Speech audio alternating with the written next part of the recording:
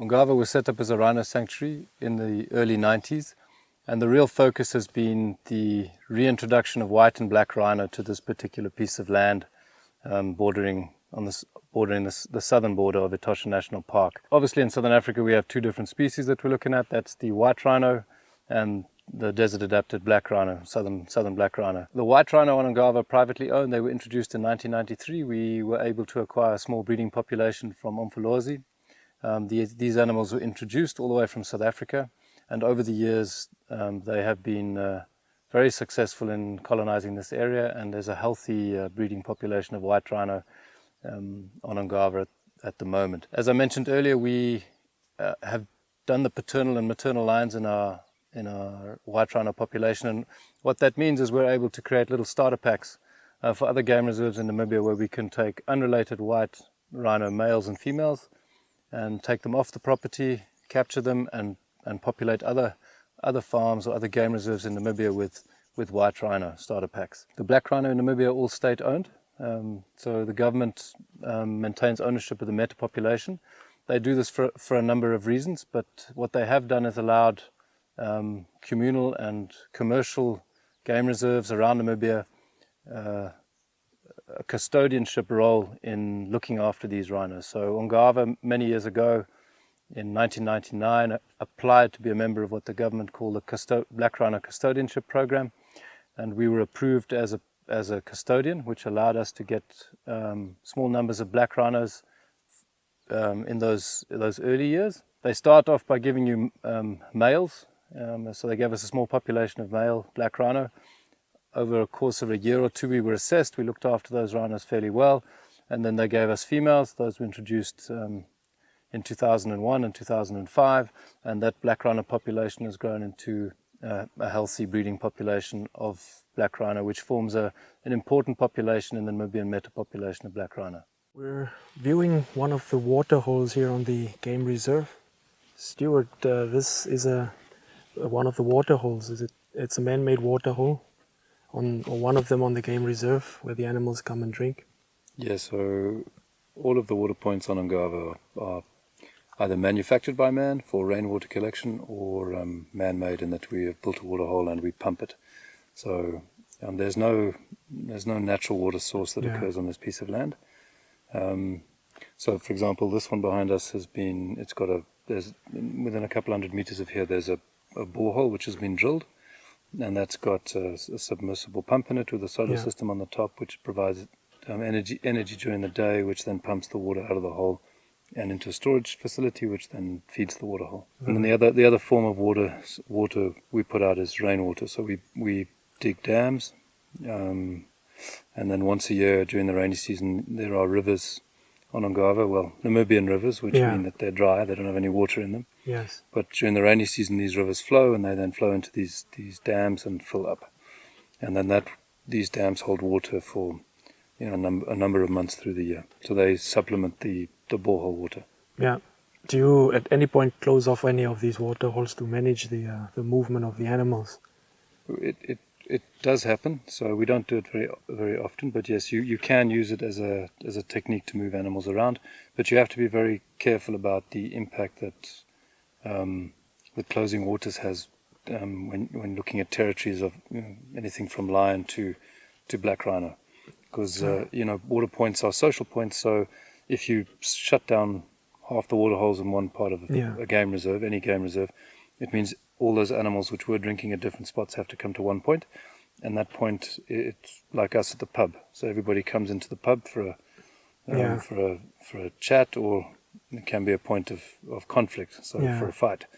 So you have to take that into account as you open and close water points around a property. Yeah. So the some of the water holes, I guess, can have a little bit of trouble with the elephants, like maybe the tank get pushed over, pipes get ripped out, but they're big animals, they drink a lot of water. They have a significant impact on water sources in all sorts of ways. So, having elephant on a property, the damage they do to the infrastructure, so the pumps, the stands, the water points themselves, that's one aspect you have to manage. So they've got incredible ability or affinity to find a leak in a pipe. So Yeah. if you've got a buried pipe and there's just a small leak in that pipe, they will find it, they will dig it out, they'll pick that pipe out, and then they'll pull your whole pipeline out.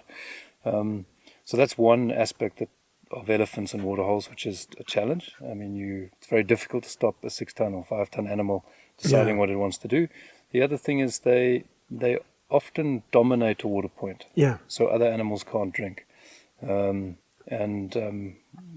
terms of domination, they're also, they're defecating in the water points as well and changing the taste of the water, which perhaps animals like or don't like. In our experience in this area, they generally don't like it. Case in point is if you look at Etosha, when the rains come, which is our neighbor to the north, the moment the rains come, the general game disperse from the water points because they can drink fresh water in the veld and not from a water point which has been soiled by elephant. But you will see, I mean, even around the water points around us, all around here, you'll see indications that elephant are busy. I mean, behind us we can see there's some mopane tree that have been broken and damaged to the left of us, and that's all elephant. Changing the landscape. That's good. That's good for the reserve. I don't know if you noticed while we've been driving around today, but we went through a couple of acacia glades.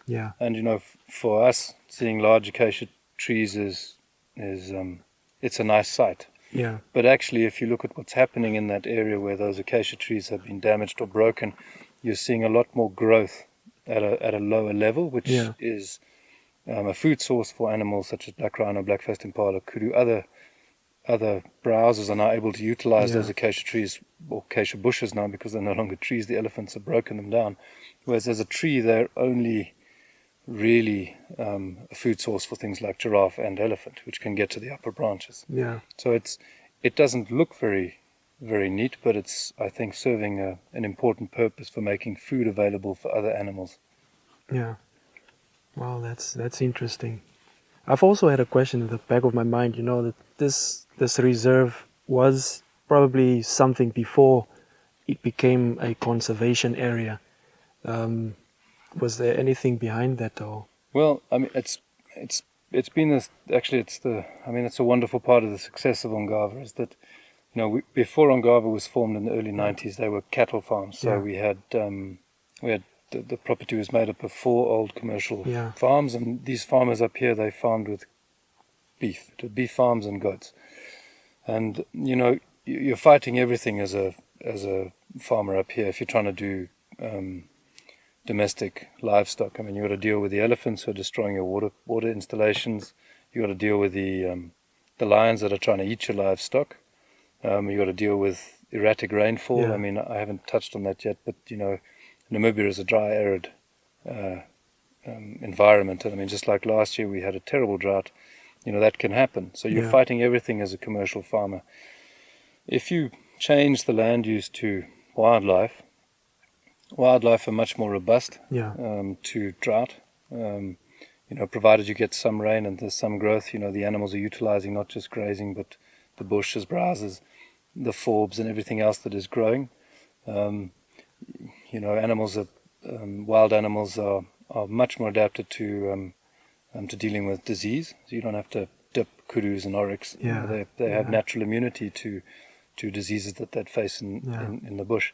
So changing the land use from domestic animals to game has made the land more productive in terms of what it can carry, in terms of wildlife and large stock units. But the social impact for our humanity, for want of another word, in this region, the Kunene region, has been massive. I mean, if you took each individual farm unit as a farming unit before it was turned into a game reserve, you would have maybe had the farmer and his wife and maybe some kids or some children and maybe 1 or 2 farm laborers working for him. So you'd have a social footprint of maybe 5 or 6 people per unit. So 4 farms, old cattle farms, 6 or 7 people per farm. It's not very many. Ongava Game Reserve at the moment employs over 170 people in, tourism, research, conservation, security. So has a much lower impact on the land and a much higher social impact in terms of uplifting communities in our area and positively affecting the economy of Namibia. Yeah, that's amazing. Seems like we got some rhinos coming to the water hole. We're Rhino. we're quite lucky in our water at the moment in this part of the world, and that as you move south towards Uchu, Yeah. it gets quite a lot deeper. But most of our water is within sort of 30 meters from the surface, Yeah. which is boreholes go in depth, and Namibia is quite shallow. So we've been quite lucky to have an abundance of water. Yeah, and this is good water. Yeah. Very nice and clean. Lots of minerals. Yeah. So, but good quality. Yeah, good. We actually at our main lodge, we have a bottling plant there where we really? Yeah, we take water out of the borehole. It goes through a purification process, so it removes some of the salts in the water because there's quite a lot, and then it goes into bottles which we then serve to our guests who come and stay with us. Wow. So basically, when you stay with us, you're drinking the water from underground as well. Yeah, wow, what a great thing. Good for the body. Yeah, good for your teeth. Yeah. You'll see that we've got, you've got the concrete water hole, which is a little bit unsightly, but there are animals that prefer to drink clean water, and we always want to have a clean water source for animals. And then we have an overflow, which is for animals to wallow in and roll in, so elephant, rhino, mountain zebra, they love the mud as well, funny enough. So we have both on sort of offer for the animals so that they can pick and choose what they want, and you'll see that as a common theme throughout all the water points on Ongava. One of the issues with having just a natural depression and having water in it is that this area, and Etosha as well, you get anthrax, which occurs naturally in the soil. Oh, really? Yes. So you at certain times of the year, or if you have an abnormal rain season, either too much or too little, this tends to bring out events of anthrax, which tends to develop in certain species. So we've been unfortunate to have it many years ago in our white rhino. We lost 2 white rhino to anthrax previously, but since then we vaccinate on an annual basis to make sure that the animals are not susceptible to anthrax. But you also get it in the wildebeest and the oryx. Yeah. It just seems to come about every few years. But that's natural anthrax. Completely natural, occurs in the environment. So what happens is an animal will die of anthrax. The little anthrax bacteria is quite hardy. It sporulates, so it forms a hard, basically, shell around itself. And then this carcass, as it degenerates into the earth, that little bacteria can sit in that state for quite a number of years. And then should the right conditions come along, it can then become active. So quite an interesting sort of disease that we have that's sort of in this area naturally. Yeah, but it doesn't ever control the populations naturally. We haven't had an outbreak that has caused severe numbers or severe loss of a particular species. No. We have had that in this area with rabies. Yeah. So rabies you do get. The vectors that are common in our area are jackal and the kudu antelope. Yeah. They are particularly susceptible to rabies because of the way they feed and their social structure. Yeah. And so we have in the past, as a result of jackals being rabid and then passing that on to kudu, we have had losses of kudu to rabies in Ongava. It's it's common throughout Namibia. Yeah, so. That's true. That's exciting, guys. We got some 3 white rhinos coming to the water hole. We're just gonna tone down our voices, but I'm sure they can hear us. It's quite amazing as well when they start drinking. They sip the water rather than chunking it up and being such a big animal must drink a lot of water, but doing it so silently. We'll keep an ear out to hear if we can hear any noise from the water being sipped up. And of course they are a bit cautious. We are being patient because these animals are a little bit wary about us being here. They are relaxed. They're just checking us out, and then if they get they get comfortable enough, they'll come in and drink. Probably all 3 of them.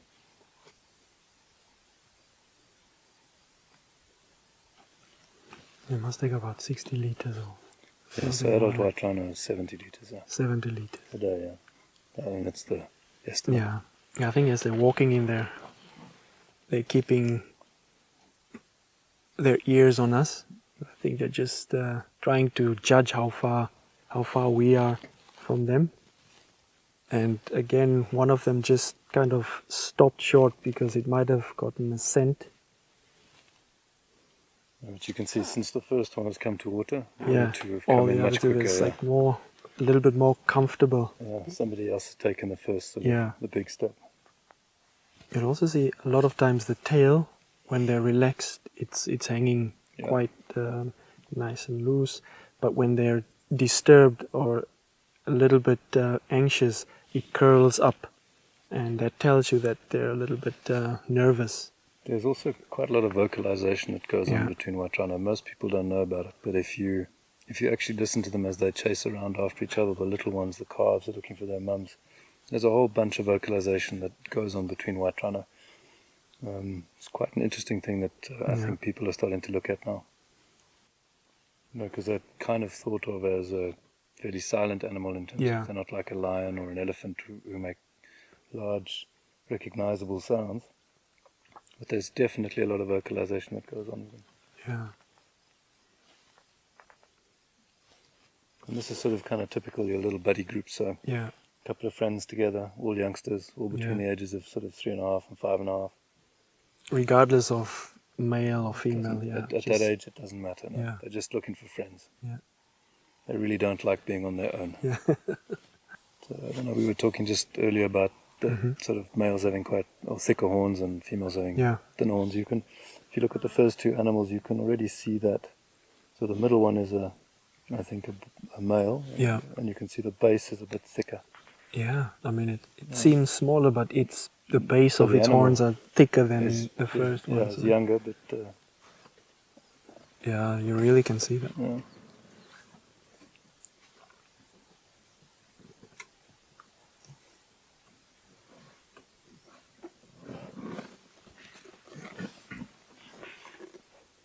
Anything else coming?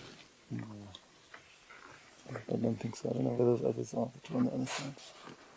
You often see the youngsters come in a little bit earlier. Yeah.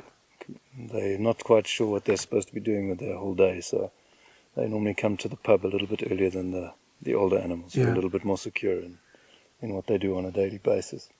So you often see young black rhino, young white rhino come in early, have a drink, and then they sort of hang around and wait for other rhinos to arrive and then interact. Yeah.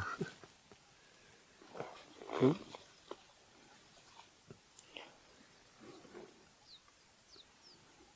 Yeah, it seems like as the sun is going down, there's a cool breeze coming in, so the movement of air, the smells are moving around, so they tend to get that waft of air and then start snorting. And Did you see how the one at the back moved though?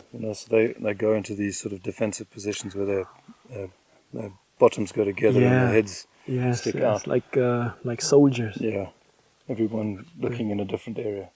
So what you don't often see in white rhino is a tail missing or an ear missing, but in black rhino you often have adult black rhinos who are missing an ear or missing a tail or missing both ears or both ears and a tail.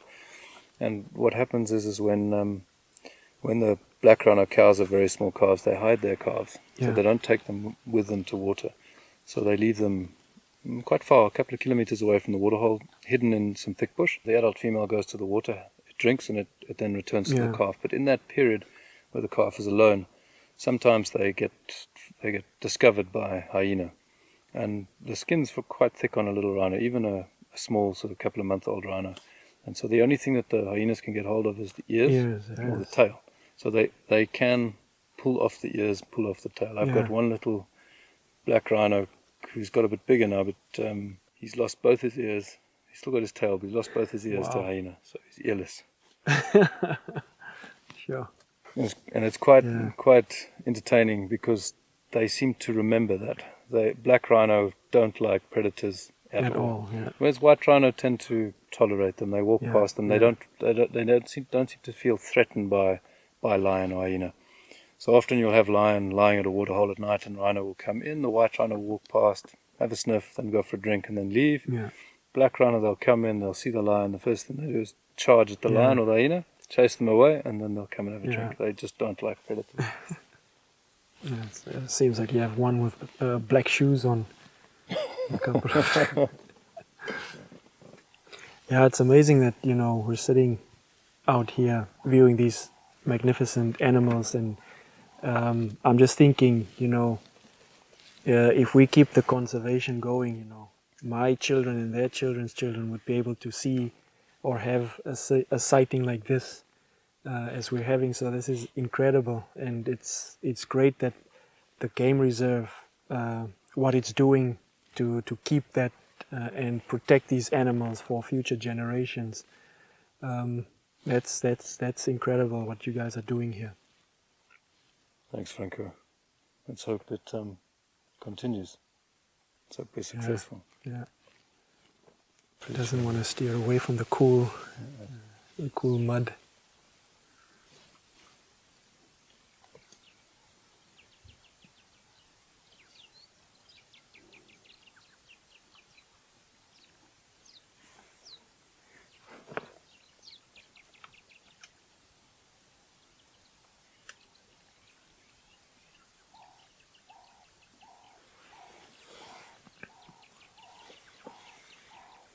Yeah, it seems that they're off to enjoy another wonderful night grazing.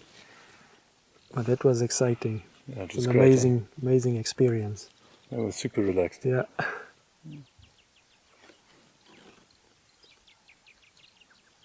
I think one of them does not want to leave. I think that cool mud is such an amazing effect on it.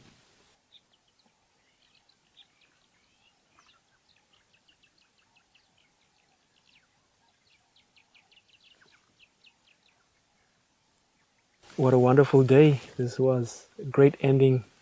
And thanks, Stuart, for joining us. Yeah, thanks, Franco. It was great. It was super Fantastic. relaxed. Nice to see them. Awesome.